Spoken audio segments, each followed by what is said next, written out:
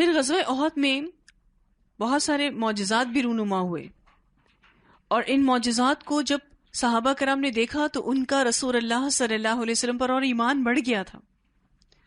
جیسے کہ حضرت قتادہ رضی اللہ تعالیٰ عنہ کی آنکھ باہر آ گئی تھی اور آپ صلی اللہ علیہ وسلم نے ان کی آنکھ کو دوبارہ لگایا تھا، اور وہ آنکھ زیادہ خوبصورت ہو گئی تھی اور زیادہ تیز ہو گئی تھی. تو آپ صلی اللہ علیہ وسلم کے یہ معجزہ تھا اللہ کی طرف سے کہ اس بیماری کو نبی اکرم صلی اللہ علیہ وسلم کے ذریعے شفا دی گئی. پھر ایک اور معجزہ فرشتوں کا نزول ہوا. پھر اسی طرح سے اللہ تعالیٰ نے غزوہ احد کے درمیان ایک اور معجزہ امنتاً نعاسہ کی شکل میں بھی دیا تھا. مسلمانوں کو گنودگی دے دی تھی، اونگ دے دی تھی، جس کو آپ ابتدائی نیند کہتے ہیں.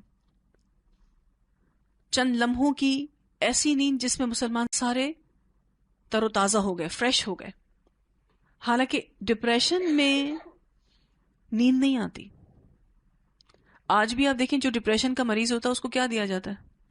سلیپنگ پلز دی جاتی ہیں نا، نیند کی دوائی دی جاتی ہے، کیونکہ ڈپریشن کا بہترین علاج نیند ہے، سو جائے کوئی. تو یہ امانت نعاسہ ایک معجزاتی چیز ہوئی غزوہ احد میں.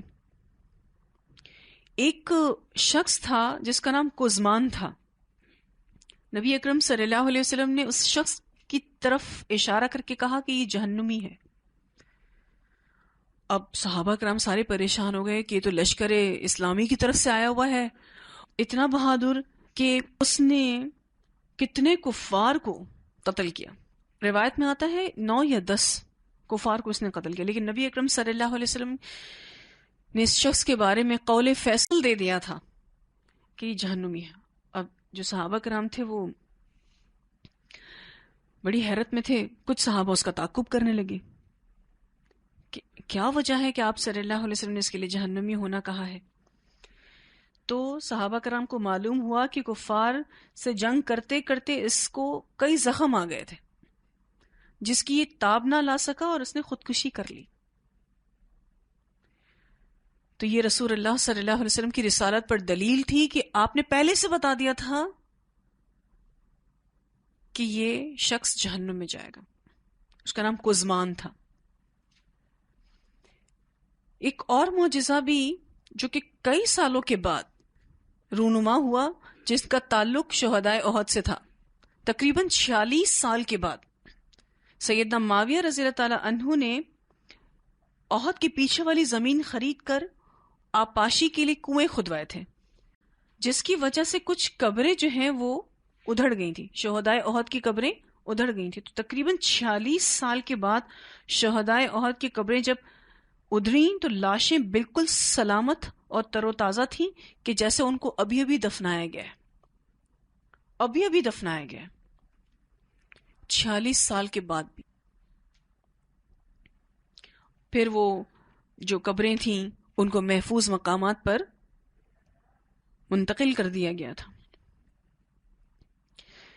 ایک معجزہ یہ بھی ہوا تھا کہ آپ صلی اللہ علیہ وسلم نے 2 صحابہ کرام کو ان کی تلوار ٹوٹنے پر ٹہنی دی تھی، اور وہ ٹہنی تلوار میں بدل گئی تھی. کھجور کی ٹہنی تلوار بن گئی تھی. تو تھوڑا غور و فکر کرتے ہیں تو ہمیں اتنے معجزات دیکھنے کو ملتے ہی نہیں. اللہ تعالیٰ نے جنگ کے میدان میں بھی نبی کی رسالت پر بے شمار دلیلیں دی کہ تمہارے درمیان ایک سچا رسول موجود ہے صلی اللہ علیہ وسلم، جن کے ہاتھوں سے ایسے ایسے معجزات صادر ہو رہے تھے. تو یہ کچھ غزوہ احد سے جڑی حکمتیں، کچھ اسباق اور کچھ فوائد تھے جن کو ہم نے پڑھا. ایک چیز کا ذکر آپ سے کچھ 2-3 کلاسز پہلے جب ہم غزوہ بدر پڑھ رہے تھے تب کیا تھا میں نے.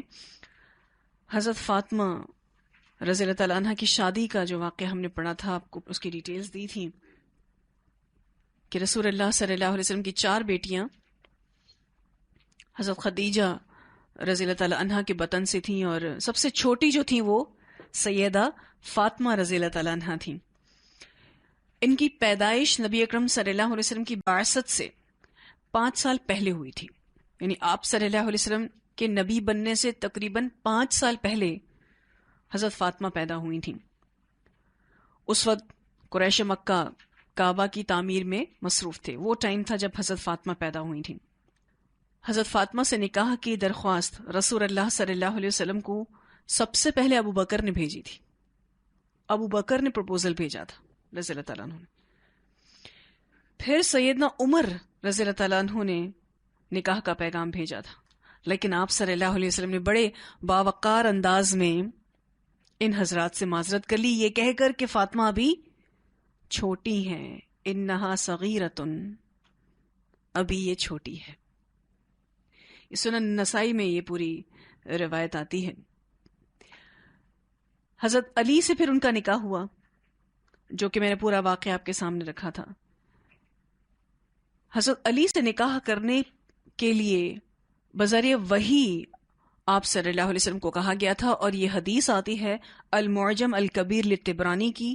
آپ صلی اللہ علیہ وسلم نے فرمایا کہ بے شک اللہ تعالیٰ نے مجھے حکم دیا ہے کہ میں فاطمہ کی شادی علی سے کروں. یعنی اس معاملے میں اللہ تعالیٰ نے نبی اکرم صلی اللہ علیہ وسلم کی خود رہنمائی فرمائی. پھر ہم سب جانتے ہیں کہ حضرت فاطمہ کا جو حق مہر تھا وہ حضرت علی کی زرہ تھی.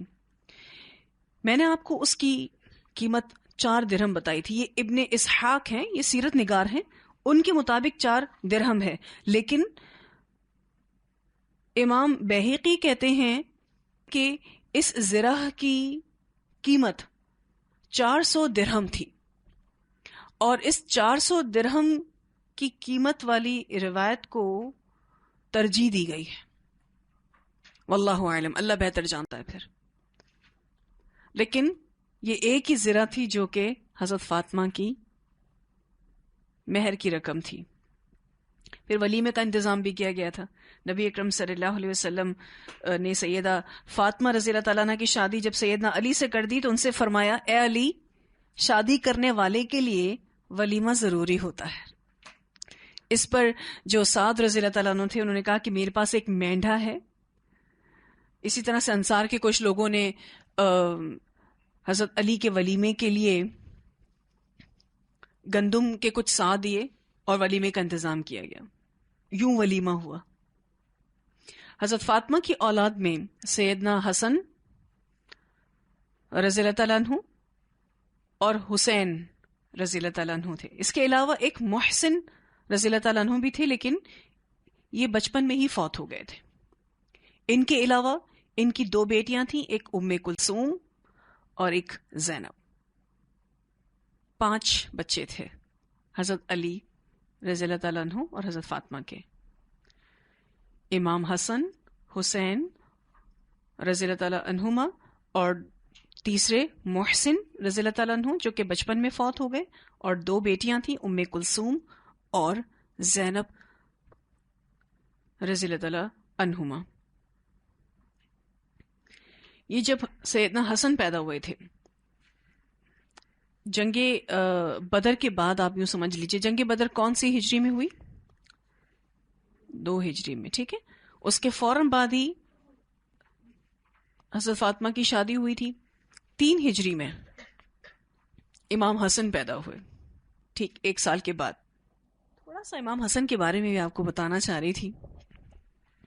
ام فضل کو جانتے ہیں کون تھی؟ ام فضل رضی اللہ تعالیٰ عنہ حضرت عباس کی بیوی تھی، یعنی نبی اکرم صلی اللہ علیہ وسلم کی چچی، ٹھیک ہے. انہوں نے خواب دیکھا تھا. انہوں نے خواب دیکھا کہ رسول اللہ صلی اللہ علیہ وسلم کے اعضاء مبارک میں سے ایک عضو مبارک میرے گھر میں موجود ہے.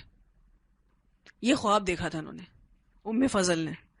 آئی نبی اکرم صلی اللہ علیہ وسلم کے پاس کہ بڑا عجیب خواب دیکھا ہے میں نے کہ آپ کے اعضاء مبارک میں سے ایک عضو مبارک میرے گھر میں ہے. تو آپ صلی اللہ علیہ وسلم نے ارشاد فرمایا کہ تم نے بڑی اچھی چیز دیکھی ہے. فاطمہ ایک بچے کو جنم دیں گی اور تم اس کو دودھ پلاؤ گی. یہ انہوں نے خواب دیکھا تھا. یہ سنن ابن ماجہ میں بھی آتا ہے اور مسند احمد کی روایت میں بھی آتا ہے. پھر سیدنا حسن پیدا ہوئے، بہت خوش ہوئے رسول اللہ صلی اللہ علیہ وسلم، اور اپنی بیٹی سے ملنے گئے اور پوچھا کہ میرا بیٹا تو دکھاؤ، تم نے اس کا نام کیا رکھا ہے؟ یہ بہت خوش تھے کہ نواسا کہنے کی جگہ کیا کہہ رہے ہیں کہ میرا بیٹا دکھاؤ۔ اس سے کیا بات پتہ چلتی ہے کہ نواسا بھی بیٹا ہی ہوتا ہے۔ نواسا، نواسی، پوتا، پوتی سب کیا ہیں؟ یہ بچے ہی ہیں۔ بچوں کے بچے تو اور زیادہ پیارے ہوتے ہیں۔ تو بہت خوش تھے رسول اللہ صلی اللہ علیہ وسلم، آ کے کہتے ہیں کہ میرا بیٹا تو دکھاؤ، تم نے اس کا کیا نام رکھا ہے؟ اس سے نبی اکرم صلی اللہ علیہ وسلم کی خوشی کا آپ اندازہ لگا سکتے ہیں کہ آپ صلی اللہ علیہ وسلم حضرت حسن کی ولادت پر کس قدر خوش تھے۔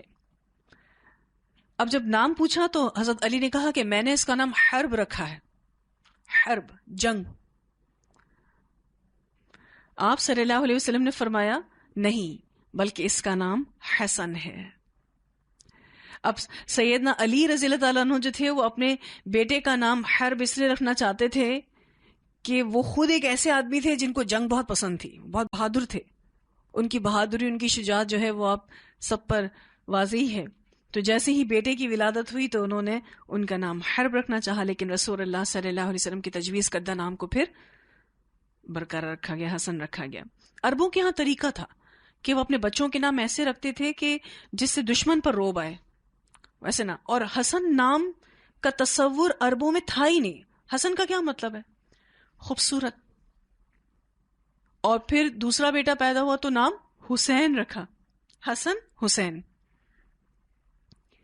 پھر حضرت حسن کا عقیقہ رسول اللہ صلی اللہ علیہ وسلم نے خود کیا۔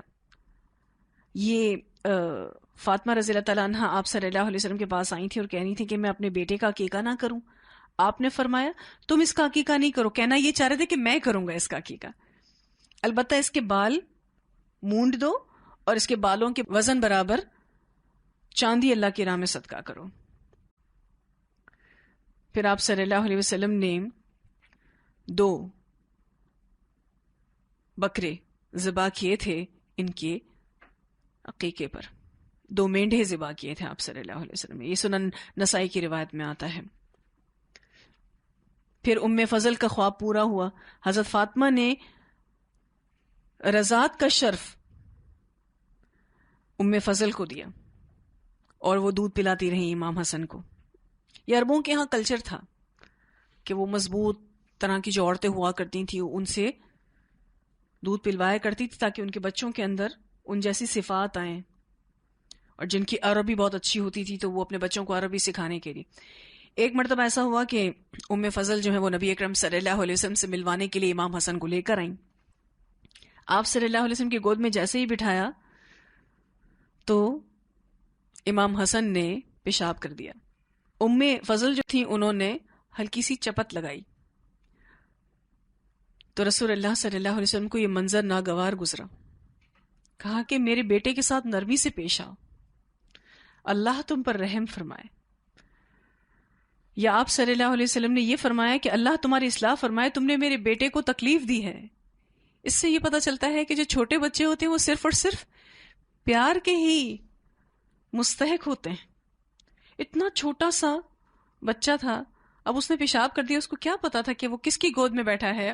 بچے تو بچے ہوتے ہیں، تو بچوں کو ڈانٹنا، ان کو مارنا یہ سنت میں نہیں ہے۔ پھر ام فضل نے عرض کیا کہ اللہ کے رسول آپ اپنی تہبند کو بدل دیجئے، دوسرا تہبند پہن لیجئے، کیونکہ اس نے پیشاب کر دیا ہے تو میں اس کو دھو دوں۔ تو آپ صلی اللہ علیہ وسلم نے فرمایا کہ لڑکی کا پیشاب دھویا جاتا ہے اور لڑکی کے پیشاب پر صرف پانی کا چھڑکا کیا جاتا ہے۔ اسے مسند احمد نے روایت کیا ہے۔ تو امام حسن کے ذریعے یہ فقہ بھی امت تک پہنچی۔ جو شیر خوار بچہ ہوتا ہے، جو صرف ماں کے دودھ پر ہوتا ہے، اس کی بات ہے، وہ کھانا پینا شروع کر دے تو پھر حکم بدل جاتا ہے۔ امام حسن کے بارے میں آتا ہے کہ ان کی شکل و صورت رسول اللہ صلی اللہ علیہ وسلم سے بہت زیادہ مشابہ تھی۔ ان کے بارے میں جو رسول اللہ صلی اللہ علیہ وسلم کے خادم تھے سیدنا انس بن مالک رضی اللہ تعالیٰ عنہ فرماتے ہیں کہ حسن بن علی رضی اللہ تعالیٰ عنہما سے زیادہ نبی اکرم صلی اللہ علیہ وسلم کے مشابہ کوئی اور نہیں تھا۔ اس حدیث کو بخاری نے روایت کیا ہے۔ بہت زیادہ سملر تھے. اب آپ دیکھیں کہ بیٹی کا بیٹا ہے لیکن نانا کے مشابہ ہے، کیونکہ کچھ بچے جو ہیں وہ ننیال پہ چلے جاتے ہیں، کچھ بچے ددیال پہ چلے جاتے ہیں. اور اس بات کی گواہی سیدنا ابو بکر صدیق نے بھی دی تھی کہ حسن جو ہیں وہ نبی اکرم صلی اللہ علیہ وسلم کے مشابہ ہیں، علی کے مشابہ نہیں ہیں. جب حضرت علی کے سامنے یہ بات ابو بکر کیا کرتے تھے نا کہ حسن آپ میں نہیں ملتے، رسول اللہ صلی اللہ علیہ وسلم میں ملتے ہیں، تو حضرت علی ان کی اس بات پر مسکرا دیتے تھے، کیونکہ ظاہر ہے جس شخصیت کی وہ شبیہ لے کر آئے تھے وہ مخلوق میں سب سے اعلیٰ تھے. پھر آپ صلی اللہ علیہ وسلم نے امام حسن اور امام حسین رضی اللہ تعالیٰ عنہما کے بارے میں بتایا کہ دنیا میں یہ دونوں میرے پھول ہیں. اسے بخاری نے روایت کیا ہے. ان دونوں کو پھول کہا آپ صلی اللہ علیہ وسلم نے، اور ان کو جنتی نوجوانوں کا سردار بھی کہا کہ حسن اور حسین جنتی نوجوانوں کے سردار ہیں اور ان کے والد ان سے بھی بہتر ہیں. اس حدیث کو ابن ماجہ نے روایت کیا ہے. تو اللہ تعالیٰ نے رسول اللہ صلی اللہ علیہ وسلم کو یہ خوشی نصیب کی نواسے کی شکل میں. تو الحمدللہ یہ ہمارا ٹاپک غزوہ احد یہاں مکمل ہوا.